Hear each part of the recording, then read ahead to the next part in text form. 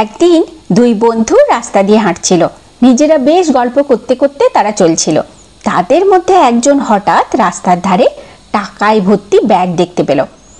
তখন সে সেই টাকার ভর্তি ব্যাগটা তুলে নিল আর তার বন্ধুকে দেখিয়ে বলল, দেখো ভাই, আমি কিরকম একটা টাকায় ভর্তি ব্যাগ পেয়েছি।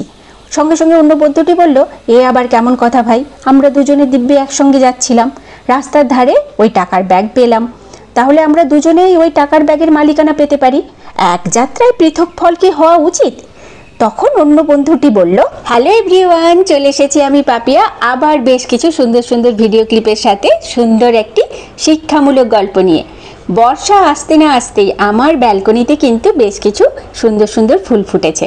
সেই জন্য সেই ফুলগুলো দেখাবো বলে বেশ কিছু ভিডিও ক্লিপ তুলেছি, আর তার সাথে আপনাদেরকে এই শিক্ষামূলক গল্পটাও শোনাতে শুরু করেছি।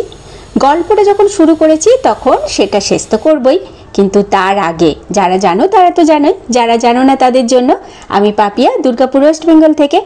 আমি আমার জীবনের সমস্ত ভালো লাগা সুন্দর সুন্দর দিনের ভিডিও ক্লিপ করতে ভালোবাসি, আর সেগুলোর সাথে খুব সুন্দর সুন্দর গল্প বলতে ভালোবাসি, আর সেই ভিডিওগুলো তোমাদের মাঝে শেয়ার করতেও ভালোবাসি।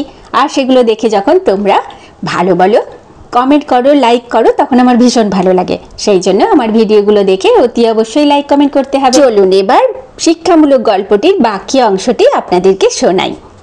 বন্ধুর কথা শুনে অন্য বন্ধুটি তখন বলল, না ভাই, এ আবার কেমন কথা হলো, তোমার তো জানা উচিত যে কোনো জিনিস পায় সেটা তারই হয়, আমি তোমাকে এর ভাগ দিতে যাব কোন দুঃখে হে। অন্য বন্ধুটি তখন কথা না বাড়িয়ে চুপ করে গেল, বুঝলো এর মোটেই দেওয়ার ইচ্ছা নেই।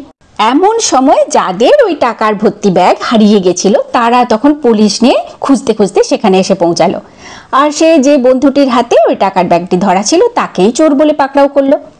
সে তখন বন্ধু খুঁজতে ব্যস্ত।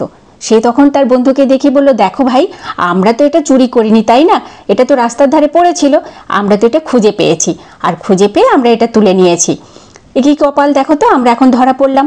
তখন অন্য বন্ধুটি বলল, এ আবার কেমন কথা হলো, এখন ধরা পড়ার পর তুমি আমাকে বন্ধু বন্ধু বলে বলছো যে আমাদের জিনিস, এক্ষুনি একটু আগেই তো তুমি বলছিলে যে ওই ব্যাগের উপরে আমার কোনো দাবি নেই। আমাদের জীবনেও কিন্তু এরকম বেশ কিছু লোকজন থাকে যারা বন্ধুত্বের আড়ালে খুবই স্বার্থপর হয়। তারা বিপদের দিনে, লোকসানের দিনে আপনার বন্ধুত্ব খুঁজবে, কিন্তু যখন সুখের দিন হবে, লাভের সময় হবে, তখন আপনাকে বেমালুম ভুলে যাবে। এই ধরনের লোকজনকে বন্ধু বলে স্বীকার করা উচিত নয়, তাদেরকে জীবনে এড়িয়ে চলা উচিত।